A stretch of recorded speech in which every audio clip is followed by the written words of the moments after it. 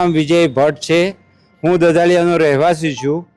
અત્યારે કમલમની અંદર અમે એ રજૂઆત કરવા માટે આવ્યા છીએ કે તાલુકા પંચાયતની દધાલિયા સીટ ઉપર બહારનો ઉમેદવાર મૂક્યો છે। એ જગ્યાએ દધાલિયાના 5 થી 6 ઉમેદવારોએ તાલુકા પંચાયતની સીટ લડવા માટે માગણી કરી હતી, પણ વરિષ્ઠ લેવલથી દધાલિયાના જે 5 થી 6 ઉમેદવારોએ સીટની માગણી કરી હતી એને અવગણીને બહારના ઉમેદવારને અહીંયા થોપી દેવામાં આવ્યો છે।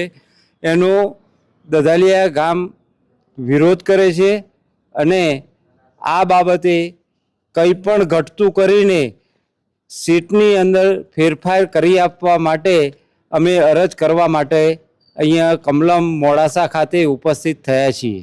જો અમારી માગ સંતોષવામાં ન આવે તો અત્યારે તો એક જ રજૂઆત થાય કે આ સીટ જો તાલુકા પંચાયત બીજેપીની હારી જાય કે જીતી જાય એના માટે અમે કોઈ જવાબદાર નથી। હું મહેન્દ્ર ચમાર, ગામ જંબુસર, મોડાસા તાલુકા દધાલિયા સીટ નંબર 3 ઉપર અમે ઉમેદવારી કરેલ છે। ઉમેદવારમાં અમે લગભગ 6 કે 7 જણાએ અમે માગણી કરી હતી ને અમે સક્ષમ હતા બધા લડવા માટે, બરાબર ને। અમે કમનને લઈને ચાલીએ છીએ, છતાંય અમારે ઉપરથી નેચરથી અમારા કોઈનું પણ નામ આપ્યું નથી। દધાલિયા ને આયાત ઉમેદવાર લાયા છે।